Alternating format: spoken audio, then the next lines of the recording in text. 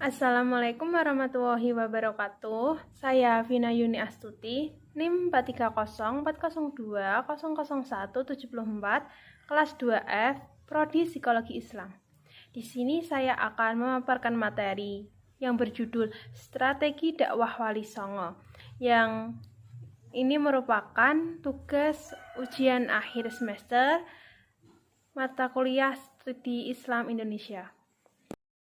Pada abad ke-14, di wilayah Jawa dikenal 9 penyebar agama Islam yang kondang dengan sebutan Wali Songo. Strategi dakwah yang digunakan Wali Songo sangat bervariasi, tergantung wilayah dan kondisi masyarakatnya. Sebagian besar dari para penyebar Islam ini beradaptasi dengan luas agar penyampaiannya Islamnya diterima masyarakat. Penamaan Wali Songo sering diletakkan dengan wilayah dakwahnya. Akibatnya, sebagian besar masyarakat tidak mengenal nama asli dari masing-masing wali. 1. Sunan Gresik. Sunan Gresik atau Maulana Malik Ibrahim dianggap sebagai orang pertama yang menyebarkan Islam di Jawa. Ia pertama kali datang ke Sembolo, Desa Sembolo, sekarang namanya Desa Laren di Kecamatan Manyar, 9 km utara kota Gresik. Strategi dakwahnya dimulai dari perdagangan yang dilanjutkan dengan pendekatan politik. Sunan Gresik kemudian menjalin hubungan dengan penguasa saat itu. Sunan Gresik juga mendirikan pesantren dan masjid untuk menyebarkan Islam. Keberadaan Sunan Gresik masih menjadi kontroversi. Ada perbedaan antara pandangan masyarakat dan fakta sejarah. Keberadaan Sunan Gresik tidak diakui secara akademis, namun tetap berkembang sebagai kepercayaan masyarakat. 2. Sunan Ampel. Nama asli Sunan Ampel adalah Raden Rahmat. Sunan Ampel lahir pada tahun 1401. Wilayah dakwahnya berada di sekitar Surabaya. Ia juga memiliki pesantren Ampel Denta yang terletak di daerah Denta, Surabaya. Strategi dakwahnya terkenal dengan mendidik para dai atau juru dakwah. Kemudian ia menikahkan banyak juru dakwah dengan putra-putri penguasa bawahan Majapahit. 3. Sunan Kudus. Sunan Kudus bernama asli Jafar Sotik. Ia lahir pada 1400. Wilayahnya dakwahnya adalah di Kudus, Jawa Tengah. Sunan Kudus terkenal tegas dalam ajaran syariat Islam. Di masanya ia dikenal sebagai eksekutor Ki Ageng Pengging dan Syekh Siti Jenar. Strategi dakwahnya yang digunakan Sunan Kudus untuk menyebarkan Islam adalah dengan mendekati masyarakat melalui kebutuhan mereka. Ia mengajarkan alat-alat pertukangan, kerajinan emas, membuat keris, pusaka, dan lain sebagainya. 4. Sunan Giri. Sunan Giri bernama asli Muhammad Ainul Yakin.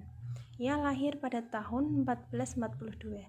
Orang tuanya adalah Syekh Maulana Ishaq bersama Dewi Sekardadu, putri Menak Sembuyu yang merupakan seorang penguasa wilayah Balambangan di ujung kerajaan Majapahit. Sunan Giri dikenal sebagai raja sekaligus guru suci. Ia berperan penting dalam pengembangan dakwah di Nusantara. Strategi dakwahnya terkenal dengan memanfaatkan kekuasaan, perniagaan, dan pendidikan. Dengan cara dakwah tersebut, pengaruh Sunan Giri mencapai wilayah Banjar, Martapura, Pasir, Kutai, hingga Nusa Tenggara dan Maluku. 5. Sunan Gunung Jati. Sunan Gunung Jati memiliki sebuah nama asli Syarif Hidayatullah.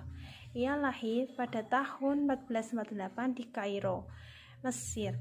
Di Mesir, ia adalah putra Sultan Hud dan pernah menjadi pangeran untuk penerus Raja Mesir, ayahnya, tetapi ia menolak dan memutuskan untuk menyebarkan Islam dengan ibunya di wilayah Jawa.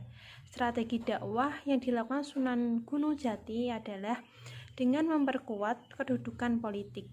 Ia menjalin hubungan dengan tokoh-tokoh berpengaruh di Cirebon, Banten, Demak untuk memuluskan dakwahnya. 6. Sunan Kalijaga. Sunan Kalijaga atau Raden Said lahir di Tuban. Ayahnya merupakan Tumenggung Walitikta, Bupati Tuban. Strategi dakwah Sunan Kalijaga sangat terkenal melalui seni dan budaya. Ia piawai mendalang, menciptakan bentuk-bentuk wayang dan lakon-lakon carangan. 7. Sunan Muria. Sebagai putra Sunan Kalijaga, Sunan Muria yang bernama asli Raden Umar Said atau Raden Said memiliki darah seni dari ayah. Dianggap sebagai sunan termuda di antara para wali songo lainnya. Dalam menyebarkan Islam, Sunan Muria dengan gamelan dan boneka sebagai sarana dakwah. Dia menciptakan beberapa lagu dan tembang untuk mempraktikkan ajaran Islam. 8. Sunan Bonang. Sunan Bonang lahir pada tahun 1465 yang bernama asli Raden Maulana Magno Ibrahim. Ia adalah putra Sunan Ampel dengan Nyai Ageng Manila. Julukan Sunan Bonang berasal dari salah nama desa di Kabupaten Rembang, yakni Desa Bonang. Sunan Bonang dikenal sangat pandai dengan ilmu fikih, usuluddin, tasawuf, seni, sastra, arsitektur, dan lain sebagainya. Wilayah dakwahnya adalah daerah Kediri. Di sana ia mengajarkan Islam melalui wayang, tembang, dan sastra sufistik. Karya sastra terkenal yang digubah Sunan Bonang adalah Suluk Wucil. 9. Sunan Derajat. Sunan Derajat memiliki nama asli Raden Qasim atau Sarifuddin. Ia lahir pada tahun 1470 dan merupakan putra bungsu Sunan Ampel dengan Nyai Ageng Manila. Wilayah dakwahnya berada di Pacitan, Lamongan. Strategi dakwahnya yang terkenal dengan pendidikan akhlak pada masyarakat. Di Pacitan, Sunan Derajat mendidik masyarakat untuk memperhatikan kaum fakir miskin. Ia menjunjung tinggi kesejahteraan umat.